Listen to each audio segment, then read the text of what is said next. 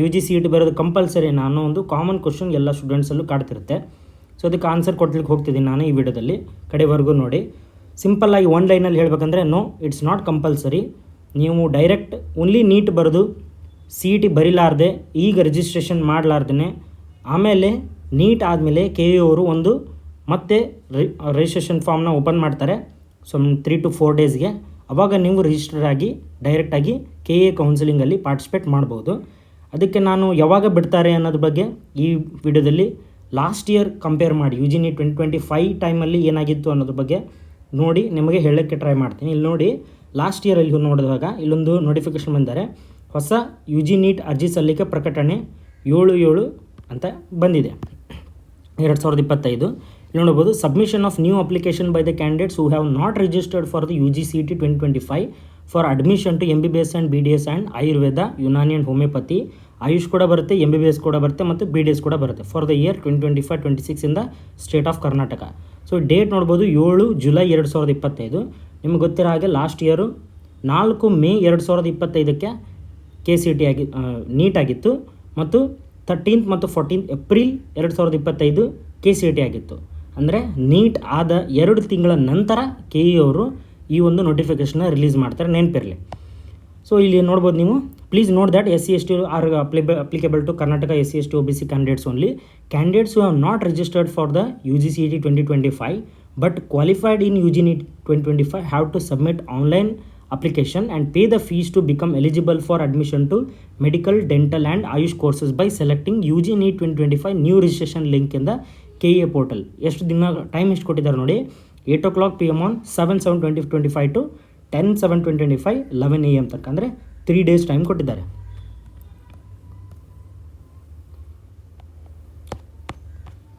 ಮತ್ತು document verification ಕೂಡ extra ಕರೆದಿದ್ದು ಏನಂದರೆ ಅಲ್ಲಿದು ಕೂಡ ನೋಡ್ಬೋದು ನಾವು ನೋಟಿಫಿಕೇಷನ್ನ. ಹೊಸದಾಗಿ ನೋಂದಾಯಿಸಿದ ಅಭ್ಯರ್ಥಿಗಳಿಗೆ ದಾಖಲೆಗಳ ಪರಿಶೀಲನೆ ಮಾಹಿತಿ ಅಂತ ಕೊಟ್ಟಿದ್ದಾರೆ ನೋಡಿ, 11 ಜುಲೈ. ಇಲ್ಲಿ ನೋಡ್ಬೋದು ಸಪರೇಟಾಗಿ ಡಾಕ್ಯುಮೆಂಟ್ಸ್ ವೆರಿಫಿಕೇಷನ್ ಟು ಕ್ಲಾಸ್ ಇಷ್ಟಲ್ಲ A to Z in their online application 18th ಮತ್ತು 19th 2 ದಿವಸ ಆ ಸಪ್ರೇಟಾಗಿ ಯಾರು ಓನ್ಲಿ ಯು ಜಿ ನೀಟ್ಗೆ ಅಷ್ಟೇ ಅಪ್ಲೈ ಮಾಡಿ ಯು ಜಿ ಸಿ ಟಿಗೆ ಅಪ್ಲೈ ಮಾಡದೇ ಇರೋ ಕ್ಯಾಂಡಿಡೇಟ್ಸ್ಗಳನ್ನು ಇಲ್ಲಿ ಕರೆದಿದ್ದಾರೆ. ಯಾವುದಕ್ಕೆ? ಡಾಕ್ಯುಮೆಂಟ್ ವೆರಿಫಿಕೇಷನ್ಗೆ. ಸೊ ನೀವು ಈಗ ಅರ್ಥ ಆಗಿರ್ಬೋದು ನಿಮಗೆ, ಡೈರೆಕ್ಟಾಗಿ ನೀವು ಯು ಜಿ ನೀಟ್ ಬರೆದು ನಿಮ್ಮ ರ್ಯಾಂಕ್ ಚೆನ್ನಾಗಿದ್ದರೆ, ಸೀಟ್ ಸಿಗುವ ಹಾಗಿದ್ದರೆ, ನಿಮಗೆ ಸೀಟ್ ಎಲಿಜಿಬಿಲಿಟಿ ಇದ್ದರೆ ಕರ್ನಾಟಕ ಕೆ ಎ ಕೌನ್ಸಿಲಿಂಗ್ ಅಂಡರಲ್ಲಿ ನೀವು ಭಾಗವಹಿಸ್ಬೋದು. ಬಟ್ ನನ್ನ ಒಂದು ಒಪಿನಿಯನ್ ಮತ್ತು ಎಕ್ಸ್ಪೀರಿಯನ್ಸ್ ಪ್ರಕಾರ ನೋಡೋದಾದರೆ ಒಂದಿಷ್ಟು ಕೆಲವೊಂದು ಮಾತುಗಳನ್ನ ನಿಮ್ಗೆ ಹೇಳಲಿಕ್ಕೆ ಇಷ್ಟಪಡ್ತೀನಿ. ಫಸ್ಟ್ ಥಿಂಗ್ ನಾವು ಏನು ಅರ್ಥ ಮಾಡ್ಕೋಬೇಕಂದ್ರೆ, ಲೈಫ್ ಈಸ್ ವೆರಿ ಅನ್ಪ್ರೆಡಿಕ್ಟೇಬಲ್. ನಾನೇನು ಹೇಳೋಕೆ ಹೋಗ್ತಿದ್ದೀನಿ ಅಂದರೆ, ಎರಡಕ್ಕೂ ರಿಜಿಸ್ಟರ್ ಆಗಿರಿ.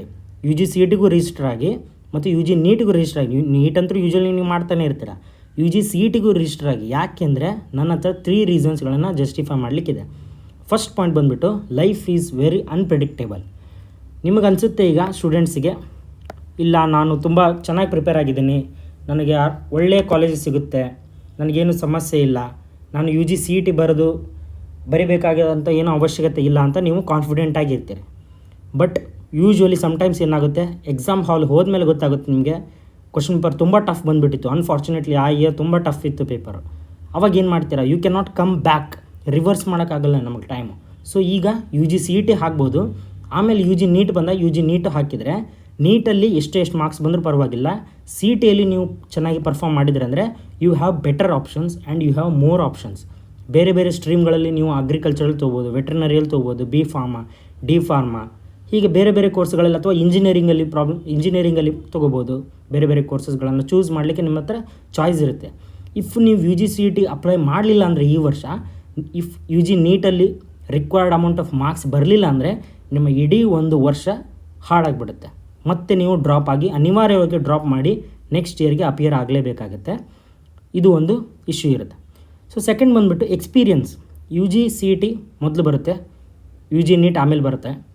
So you G C E T ನೀವು ಅಪ್ಲೈ ಮಾಡಿ ಎಕ್ಸಾಮ್ ಬರೆದ್ರೆ ಒಂದು ಎಕ್ಸ್ಪೀರಿಯನ್ಸ್ ಸಿಗುತ್ತೆ ನಿಮಗೆ, ಒಂದು ಕಾನ್ಫಿಡೆನ್ಸ್ ಬರುತ್ತೆ ಎಕ್ಸಾಮಲ್ಲಿ. ಎಸ್ ಯಾಕೆಂದ್ರೆ ಯಾಕಂದರೆ ಯು ಜಿ ಸಿ ಇ ಟಿಯಲ್ಲಿ ನೆಗೆಟಿವ್ ಮಾರ್ಕಿಂಗ್ ಇಲ್ಲ, ನೀವು ಆರಾಮ್ಸೆ ಕ್ವಶನ್ನ ಫೇಸ್ ಮಾಡ್ಬೋದು. ಯು ಜಿ ನೀಟಲ್ಲಿ ನೆಗೆಟಿವ್ ಮಾರ್ಕಿಂಗ್ ಬರುತ್ತೆ, ಕ್ವಶನ್ ಲೆವೆಲ್ ಟಫ್ ಇರುತ್ತೆ ಸಿ ಇ ಟಿಗಿಂತ.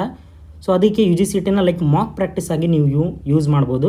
ಆ ಸಿಮ್ಯುಲೇಟೆಡ್ ಎನ್ವಿರಾನ್ಮೆಂಟಲ್ಲಿ ಇದ್ದರೆ ಸೊ ಯು ಜಿ ನೀಟಲ್ಲಿ ಹೋದಾಗ ಆಗಲೇ ನಿಮಗೊಂದು ಎಕ್ಸ್ಪೀರಿಯನ್ಸ್ ಇರುತ್ತೆ ಹೇಗಾಗುತ್ತೆ ಎಕ್ಸಾಮು ಅನ್ನೋದ್ರ ಬಗ್ಗೆ. ಸೊ ಅವಾಗ ನೀವು ಬ್ರೇವ್ಲಿ ಅದನ್ನು ಎಕ್ಸಾಮ್ನ ಫೇಸ್ ಮಾಡ್ಬೋದು.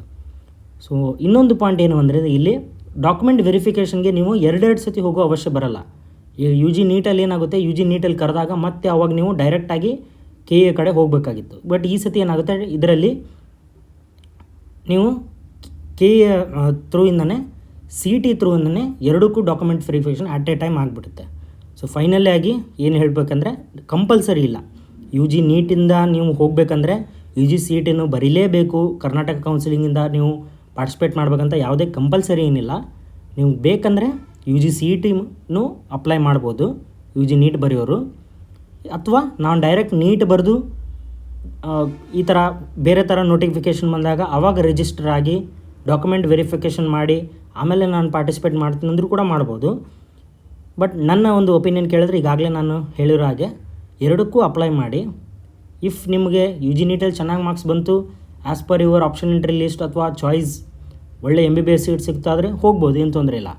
ಬಟ್ ಅನ್ಫಾರ್ಚುನೇಟ್ಲಿ ಏನಾದರೂ ಮಾರ್ಕ್ಸ್ ಹಿಂದೆ ಮುಂದೆ ಆದರೆ you will have better options ಮತ್ತು ಕಾನ್ಫಿಡೆನ್ಸ್ ಕೂಡ ಇರುತ್ತೆ ಅನ್ನೋದು ನನ್ನ ಒಂದು ಅಭಿಪ್ರಾಯ.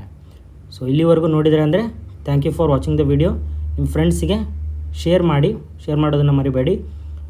ವಿಡಿಯೋ ಲೈಕ್ ಆಗಿದರೆ ಲೈಕ್ ಮಾಡಿ, ಸಬ್ಸ್ಕ್ರೈಬ್ ಮಾಡಿ. Thank you for watching the video.